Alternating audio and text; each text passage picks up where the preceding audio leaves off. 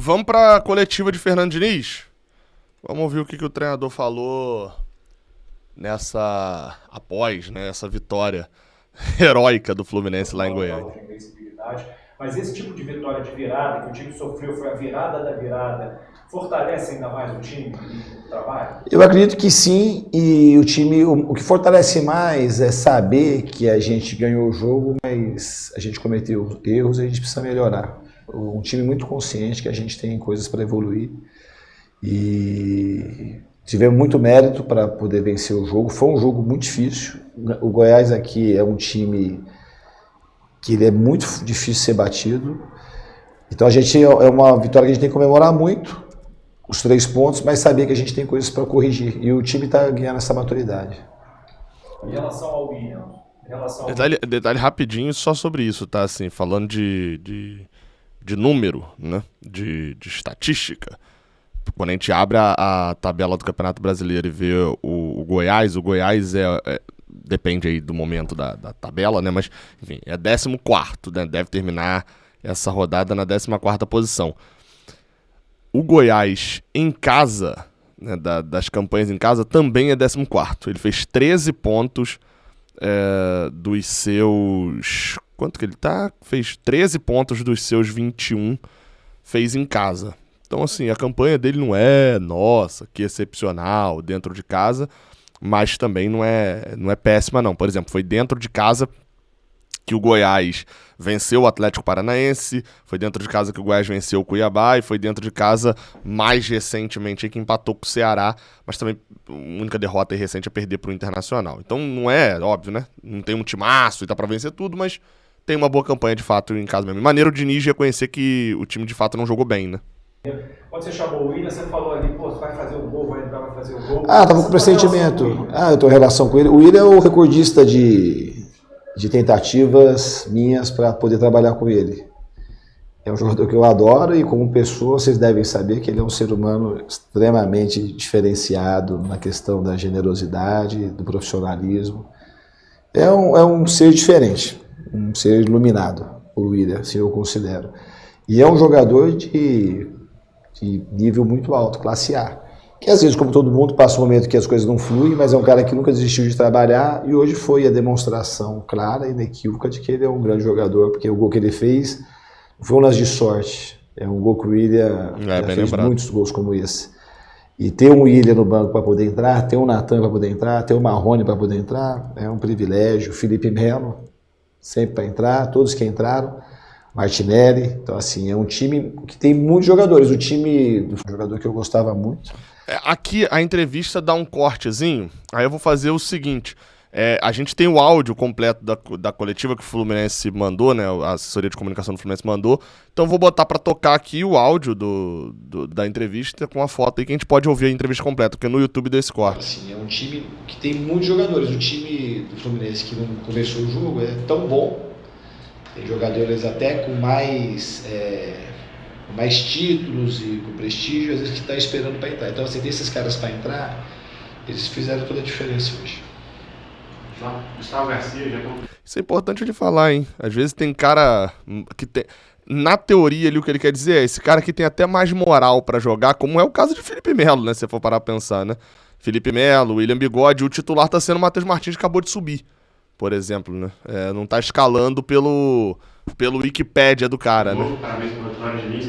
Queria que você falasse como você vê o Fluminense nesse momento do campeonato, na briga pela primeira colocação, né, com o Palmeiras. A gente vê que nos seus discursos você vem falando muito isso, né, que o time briga pelo título. Então eu queria que você fizesse uma análise desse momento da tabela, da competição, e também falasse da atuação do Marrone, cara, como foi a estreia dele. Então, a estreia do Marrone foi ótima, é um jogador que eu também, embora ele seja novo, tentei já levar o Marrone 2 vezes para os clubes que eu trabalhava. Diniz tenta levar todo mundo pros clubes, né?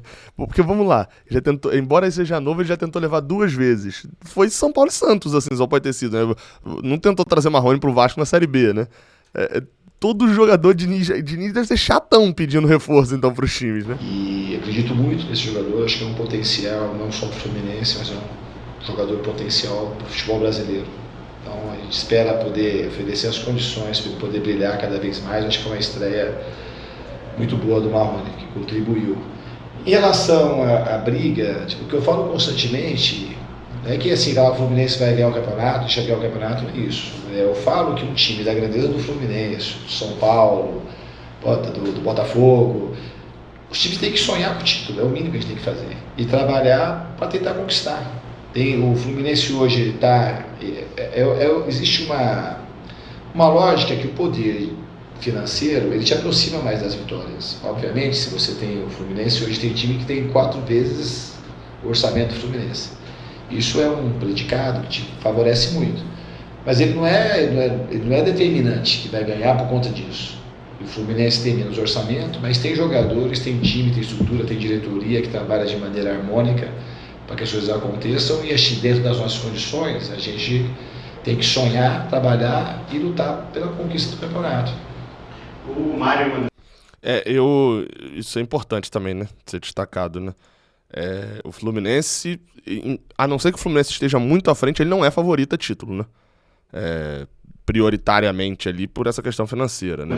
Mas eu entendo o que ele tá falando ali. Que você tinha perguntado sobre o Luiz Araújo, né? O jogador acabou retornando, a gente sabe que ele entrou no bid, hoje acabou não tendo a oportunidade, mas também queria que você falasse um pouquinho sobre ele, como Luiz Araújo. Então, é um jogador assim, pra gente ter um pouco de calma, pelo seguinte, ele estava um tempo já parado, e ele ficou disputando um campeonato, uma liga árabe. No mundo árabe eu tive lá, é um futebol completamente diferente, que você não treina quase nada, o nível de competitividade é muito baixo. Então nos treinamentos ele está se adaptando, e o que eu penso dele, que eu vi ele jogar no Fluminense, é um jogador que me agrada sobremaneira. É um jogador que eu gostava muito de ver atuar pelo Fluminense, e é outro jogador que vai nos ajudar muito nessa nossa temporada. Para encerrar aqui... Agora a gente consegue voltar em vídeo. Então, enquanto a gente tá voltando aqui com o vídeo, deu pra sacar já então o que vai rolar, né? Michel Araújo vai ser muito utilizado depois, né? Não é prioridade de Diniz agora. De atuar pelo Fluminense, é outro jogador que vai nos ajudar muito nessa nossa temporada. Para encerrar aqui, a gente ainda teve a oportunidade de ouvir falando sobre a Copa do Brasil, né? Sobre Fortaleza. Vamos falar um pouquinho sobre os confrontos também?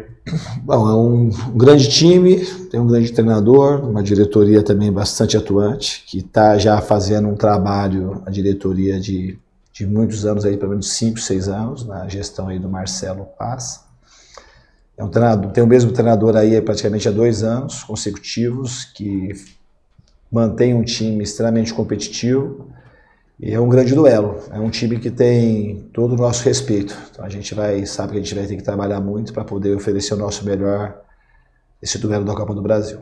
Deixa eu te fazer só mais uma pergunta, Diniz. Esse time que você botou em campo hoje, você considera o teu time titular? Porque a gente vê que os times, os clubes com elencos variados, você aqui com várias opções, outros times com muitas opções de banco e tal, e costuma mudar muito, mas você tem procurado repetir esse time. Em São Paulo não foi assim, você teve problema com o Nito, você trocou o Martinelli pelo Renato, mas esse é o teu time titular? A gente pode falar isso? Não acho que pode falar que é o time titular. O titular de todo mundo que está aqui, para ser um nível é muito parecido. Eu não sou um cara, quando o time começa a ganhar uma cara, eu estou aqui há 2 meses e pouco, 2 meses e meio, mais ou menos, não sei se chega a isso. Por aí, 2 meses e meio. E eu trabalho sobre uma perspectiva diferente, sobre controle de carga, sobre poupar ou não poupar o jogador. Eu tenho um pensamento meio diferente em relação a isso. Eu procuro sempre botar o melhor time daquela partida. Às vezes você repete mais as formações. Se eu estou repetindo é porque eu acho que aquele time, nesse determinado momento, ele está com mais chance de vencer. A lógica é essa, mas eu não posso falar que o Natan reserva, que o Felipe Melo reserva, que o Willian reserva, que os jogadores são muito gabaritados, então eles podem vir a jogar e iniciar a partida a qualquer momento do campeonato. É isso. Obrigado. É isso, né? Diniz deixando claro algo que ele já tinha deixado desde 2019, né? Ele não poupa. O Diniz não é o cara que vai poupar o time. Ele lá uma vez ou outra, se o cara da preparação física não chegar pra ele e falar assim, tem que poupar, ele não poupa. Enfim, considerando que a gente teve 2 semaninhas de folga, vai ter mais algumas aí semana que vem não, mas na outra a gente já passa a ter semana de folga aí, porque a gente não tá em Sul-Americana e Libertadores, pelo menos vamos ter um descanso, torcer pra nenhum jogador estourar, né?